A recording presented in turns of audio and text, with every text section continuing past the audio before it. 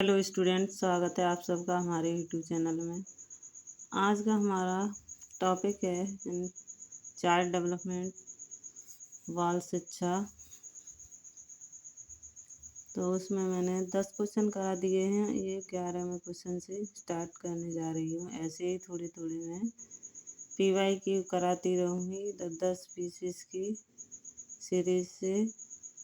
तो हमारा ये क्वेश्चन है 11वां। तो लड़कों की वार्षिक ऊंचाई वृद्धि डॉट डॉट डॉट सेमी से डॉट डॉट डॉट सेमी होती है। तो इसका राइट आंसर होगा 5.0 to 6.0। तो इसका नीचे सॉल्यूशन भी दिया है। लड़कों की वार्षिक ऊंचाई वृद्धि 5.0 सेमी से 6.0 सेमी होती है। इंडियन एकेडमी ऑफ पीडियाट्रिक्स सन 2002 के अनुसार जन्म से 6 वर्ष तक की औसत तालिका वजन एवं ऊंचाई में दी गई है। औसत तालिका आप लोग देख सकते हैं, यानी आयु 30 माह का बच्चा यानी लड़का है तो 90.5 यानी 94.5 और लड़की है तो 89.9 यानी 42 माह का यानी 42 माह का लड़का है तो 97 यानी 97.7 आगे है। लड़की है तो 96.7 यानी 96.7। आगे देखते हैं 54 माह का लड़का है तो ऊंचाई कितनी होनी चाहिए 103.7 और लड़की है तो 102.9 यानी 103.7 102.9। आगे चलते आगे देखते 60 माह का लड़का है तो 106.2 यानी 106.2। आगे लड़की है तो 106.0 यानी 106.0। आगे देखते हैं 72 माह का लड़का है तो 113.6 और अगर लड़की है तो 113.1 होने चाहिए। ऊंचाई का औसत दिया हुआ है। अगला प्रश्न देखते हैं। अगला प्रश्न है हमारा विकास परिषद विकास कार्यक्रमों की रूपरेखा तैयार करती है। विकास परिषद विकास कार्यक्रमों की रूपरेखा तैयार कैसे करती है, इसके बारे में देखते हैं। इसका राइट आंसर क्या है? तो इसका राइट आंसर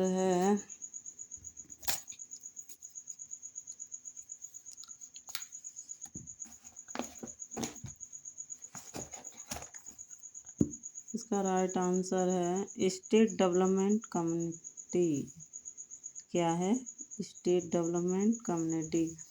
तो इसका स्टेट डेवलपमेंट कम्युनिटी के द्वारा विकास परिषद विकास कार्यक्रम की रूपरेखा तैयार करते हैं। अपने प्रथम जन्मदिन पर बालक अपने वजन का हो जाता है। तो ये क्वेश्चन कई बार पूछा गया है। तो ये MPPHD एंट्रेंस एग्जाम का क्वेश्चन है और ये TGT PGT में भी आया हुआ क्वेश्चन है। तो ये कितनी गुनी हो जाती है? तो इसका राइट आंसर होगा बी यानी 3 गुनी हो जाती है। अपने बच्चा यानी अपने प्रथम जन्मदिन पर 3 गुना हो जाता है, वजन उसका 3 गुना हो जाता है। ये सॉल्यूशन दिया है, आप लोग पढ़ सकते हैं। पढ़ते हैं अपने प्रथम जन्मदिन पर बालक अपने वजन का 3 गुना हो जाता है। बालक के समस्त विकासों में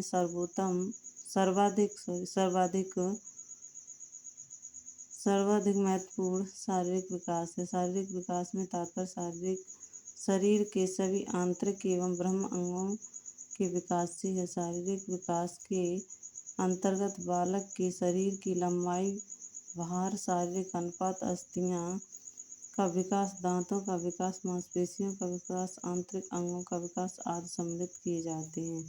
अगला क्वेश्चन देखते हैं। अगला क्वेश्चन है 14।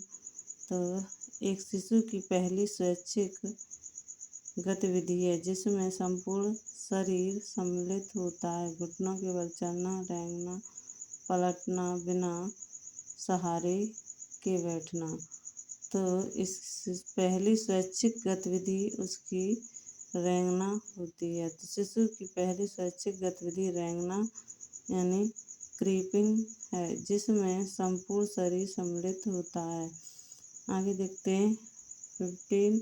किसी व्यक्ति का खोई हुई कार्य क्षमता को पुनः बहाल करने की प्रक्रिया कहलाती है। तो ये कहलाती है क्या? पुनर्वास। कोई खो जाता है और फिर उसको पुनः वापस बुलाया जाता है तो पुनर्वास कहलाती है। इसका राइट आंसर होगा बी। इसका सॉल्यूशन भी दिया हुआ है, देख सकते हैं आप। किसी व्यक्ति की खोई हुई कार्य क्षमता को पुनः बहाल करने की प्रक्रिया पुनर्वास कहलाती है। मनुष्य के शरीर आयामों को मापने के लिए काम में आने वाली तकनीक है। तो मनुष्य के शरीर यानी मानवमिति होनी चाहिए। एंथ्रोपोमेट्री, मानवमिति। मनुष्य के शारीरिक आयामों के मापने के लिए काम में आने वाली तकनीक एंथ्रोपोमेट्री, मानवमिति है। जबड़े, दांत और होठों की विकृति के कारण होता है। स्टैंटरिंग, बड़बड़ाना, अकलाना, वाक स्खलन। क्लैक्टरिंग, अव्यवस्थित वाणी दोष।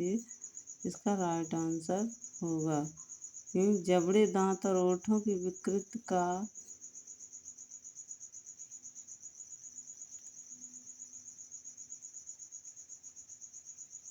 विकृत के कारण क्लैक्टरिंग, अव्यवस्थित वाणी दोष होता है। 18 है इसका। शारीरिक परिणामों में बढ़ोतरी का मतलब है तो वृद्धि। शारीरिक पूछ रहा है तो इसका आंसर वृद्धि ही होगा। वृद्धि का अर्थ है बढ़ना। वृद्धि परिमाणात्मक परिवर्तन से संबंधित है, जैसे आकार में बढ़ना तथा संरचना में बढ़ना। अर्थात वृद्धि शारीरिक रचना और शारीरिक परिवर्तनों की ओर संकेत करती है। किसी भी प्राणी में विकास पहले तथा वृद्धि बाद में होती है। वृद्धि केवल परिपक्वता तक ही होती है, जबकि विकास जीवन पर्यंत चलता है। विकास जन्म से कब्र तक होता है और वृद्धि किशोरावस्था तक ही होती है। तो जन्म के प्रथम सप्ताह, द्वितीय सप्ताह से किशोरावस्था तक। संयोगात्मक अधिगम आयोजित किया जाता है तो कक्षा कक्ष परिस्थितियों में, कक्षा कक्ष से बाहर की परिस्थितियों में, इन दोनों में ही किया जाएगा। ये कंप्यूटर के